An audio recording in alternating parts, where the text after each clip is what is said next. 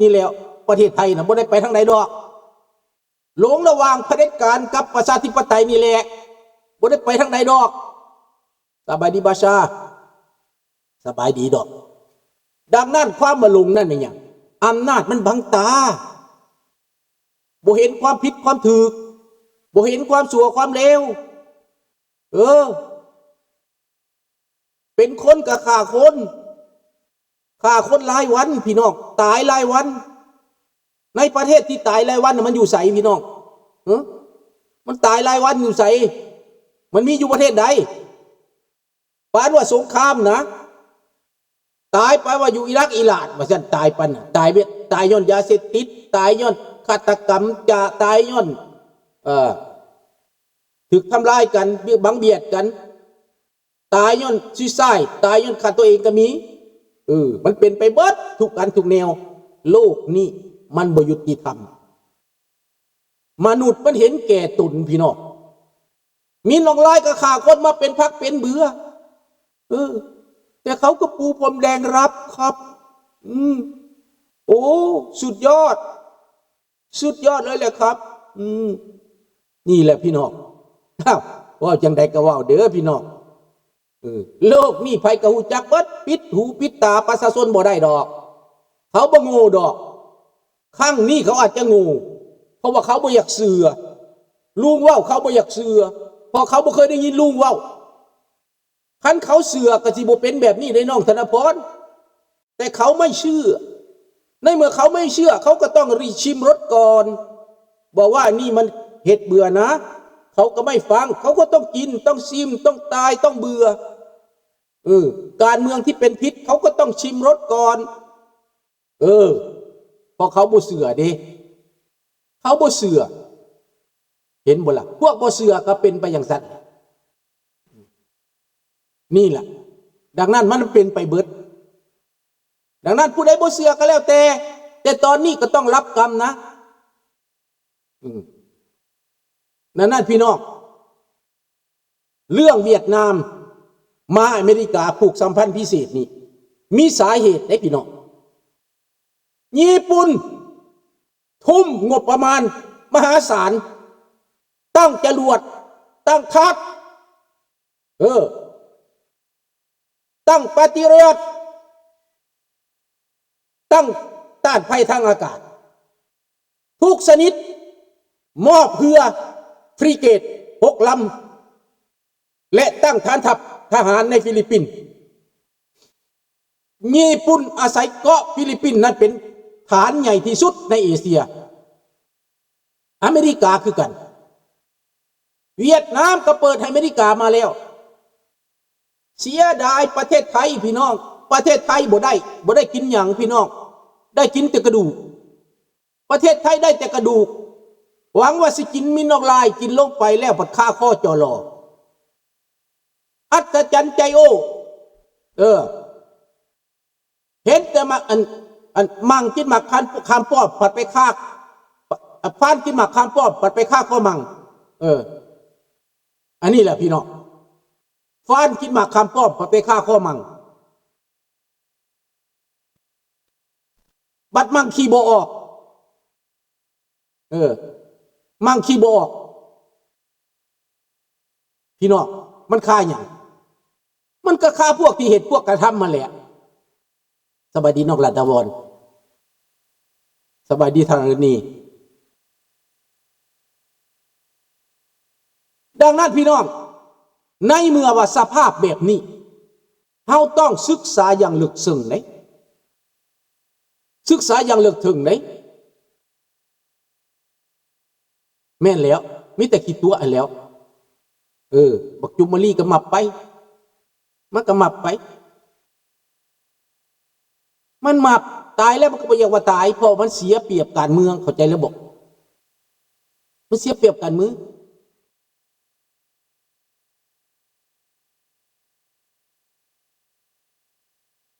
มันยังอยู่ในโอปิตานอยู่ก็แปลว่ามันตายมันอยู่ในโคม่าก็แปลว่ามันตาย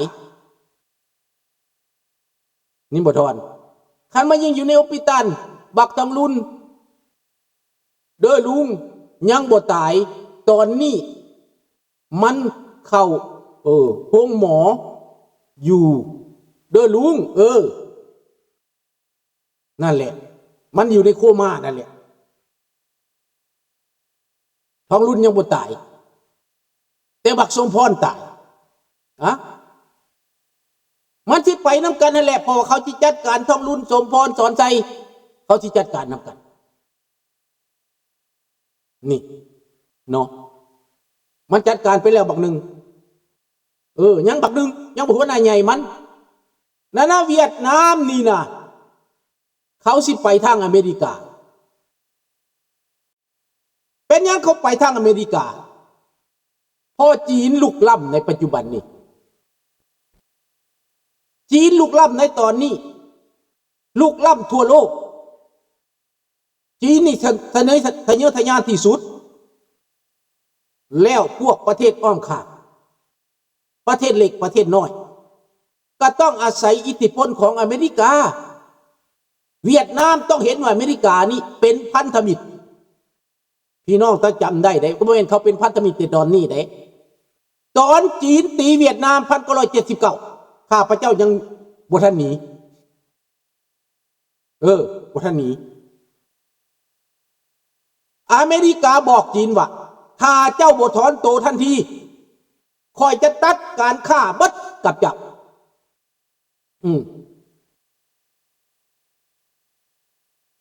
นี่แหละเขาจะตัดการฆ่าเบิดดังนั้นจีนจึงถอนกำลังทันทีอเมริกาขู่นี่เพราะว่าญาติบ่ได้สแตกตอนนั้นเขากินกระบมียังขี่รถถีบยังใส่เสื้อจุ๊บหมออยู่ในข่าวนั้นแปลว่าความยากความจนขั้นเสื้อจุ๊บหมอมันงามคือของลุงกันยังใครเสื้อจุ๊บหมอมันตอนนั้นมีแต่ผ่าหัดคอเอาหัดคอจนจำที่แหละมันหัดคอนะหัดแบบนี้แหละเสื้อจุ๊บหมอมัน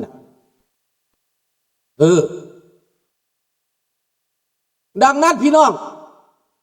ในเมื่อจีนมันเป็นแบบนี้เวียดนามก็ต้องหาทางรอดก็คือว่า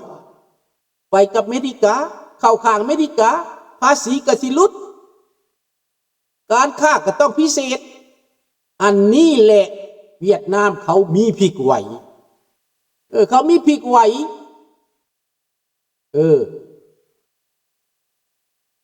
เขามีพริกไหวที่จะรอดจากจีน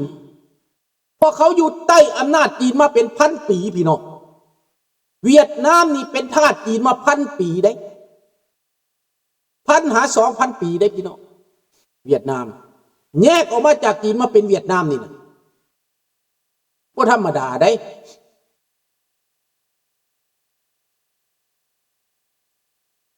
นั่นละในเมื่อเป็นเส้นนี้สบายดีสมใจ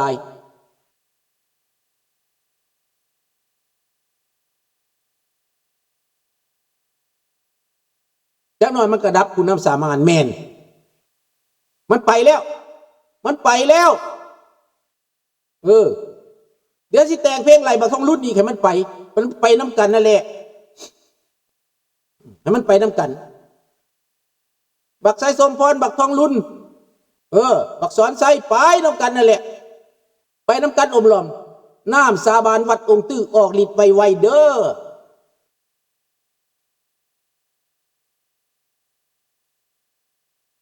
ทาสจีนยาวนานแม่นแก้ว5 หน่วยจึงแบ่งแยกประเทศเดี๋ยวนี้คนเวียดนามใต้เขาอยู่ในต่างประเทศเขามีหลายล้านคนเวียดนามใต้แล้วเขาเข้าไปลงทุนในเวียดนามเขาเข้าไปกำเศรษฐกิจในเวียดนามและเขาขยับขึ้นไปถึงการเมืองสูงสุดในเวียดนามใต้นี้เป็นตัวอย่างให้เวียดนามเหนือนั้นยากจนเพราะเวียดนามเหนือมันมาแต่ถ้ำการศึกษามันบ่มีพวกเวียดนามใต้นี่เขาได้เรียนอยู่มหาลัยเขาได้ยังหลายมาอเมริกาเขาก็มีความรู้ในกองทัพอเมริกาก็มีนายพลเวียดนามตั้ง 3-4 คนนี่อันนี้แหละสิ่งที่ให้เวียดนามนั้นเบิ่งความจริงว่าเปลี่ยนไปทางใดสิไปทางใดจังสิรอดส่วนลาวแดงนี่มันไปบ่รอดเพ ราะว่ากาเกี่ยวกับก้อนตีเกาะคอมันไว้จนบักไซสมพรตายต่อไปแม่นบักทั้งรุ่นตายน้ำสาบานวัดองค์ตื้อออกหลิกคนลาวที่ยังหักหอมเสรีภาพและประชาธิปไตยยังมีศาสนาพุทธอยู่ในใจนั้นให้พวกทานคิดว่าบาปบุญคุณโทษมีจริงบาปบุญคุณโทษมีจริงนี่แหละดังนั้นเราต้องสามัคคีกันไว้ประชาชนทางในและนอกพี่น้องคิดเบิ่งเป็นหยังตั้งคำถามว่าเวียดนามจึงไปหาอเมริกาเป็นหยังญี่ปุ่นจะตั้งฐานทัพใหญ่ที่สุดในฟิลิปปินส์เป็นหยังอเมริกาจึงจัดการอิหร่านเป็นหยังอเมริกาจึงหนุนยูเครนบัดนี้เพราะว่าเกมการเมืองมักด้าเขาลินมักด้ามลินมักฮอตนี่เซเลนสกี้ถ้าบ่เก่งก็บ่รอดสูตรให้กินสูตรให้เสือกินเสือก็กินบ่ได้เพราะเซเลนสกี้มีฤทธิ์เดชกินบ่ได้สูตรให้รัสเซียกินก็กินบ่ได้ตอนนี้เซเลนสกี้กินรัสเซียตอนนี้นะพวกรัสเซียนี่แปลว่าหนึ่งถึงจะเปลี่ยนประเทศแล้วถึงจะแล้วสงครามแล้วก็ต้องใส่หนี้สงครามต้องได้ขึ้นศาลโลกเรื่องละเมิดสิทธิมนุษย์รัสเซียนี่ยังบาปกรรมแห้งที่สุด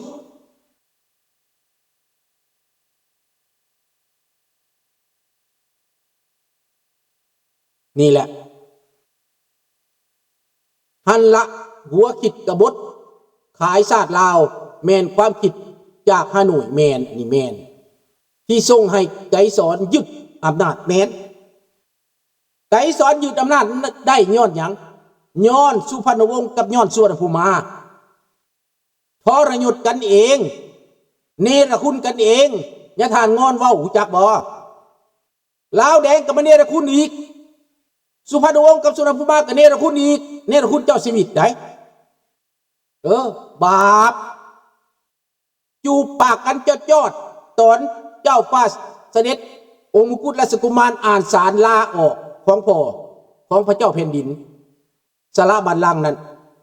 ส่วนภูมิดีใจและโดดจูบปากน้องชายตัวเองบ่จักว่าน้องชายตัวเองนั้นขายชาติให้แก้วแล้วเป็นทาสแก้วแล้วคิดว่าน้องชายตัวเองมีอำนาจดีใจว่าน้องชายได้อำนาจก็คือตัวเองได้อำนาจนะไปเบิ่งโลดในวิดีโอข้าพเจ้าเบิ่งคักแน่และข้าพเจ้าสรุปพฤติกรรมการกระทำการประพฤติหน้าตาสีหน้ามันดีใจล้นเหลือบักไกรสอนโดดกอดบักสุวรรณภูมิโดดกอดสุพรรณวงศ์พาลูกเจ้าชีวิตหลานเจ้าชีวิตเลนเจ้าชีวิตเห็นหน้าสุวรรณภูมิโดดจูบปากบักสุพรรณวงศ์นั้นคือสิเบิ่งหน้ากันบ่ได้แต่ข้าพเจ้าก็บ่จักว่าเจ้าฟ้าทรายเฮาคู่มือนี้มีหัวใจหรือบ่เท่านั้นแหละคือได้หรือบ่เท่านั้นแหละและครอบครัวพญาติวงศ์คือได้หรือบ่ความอ่อนแอความน้อมแนมน่ะนำพาไปอยู่ความหายนะหรือความตายอันนี้ข้าพเจ้าได้ว่าไปหลายครั้งแล้วถ้าน้อมแนมแล้วมันตายถ้าอ่อนแอแล้วเขาเหยียบอันนี้ข้าพเจ้าฝากไปหลายครั้งแล้วประชาชนทางโลกรอท่า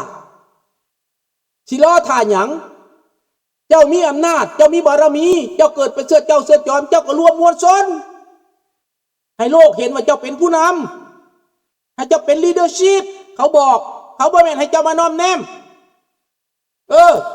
เขาบ่แม่นให้เจ้าไปแต่บูชาวัดบ่แม่นเจ้าไปพังศีลบันธรรมให้เจ้าไปลบลูกผู้นำน่ะเกิดมาเป็นลูกเจ้าชีวิตน่ะคือกับเป็นลูกนายทหารเป็นลูกแม่ทัพเป็นหลานแม่ทัพเป็นเลนแม่ทัพเจ้าต้องสู้เจ้าต้องลบถ้าเจ้าน้อมแนมคือตายรอท่าวันตายพี่น้องอันนี้ว่าแจ้งโลด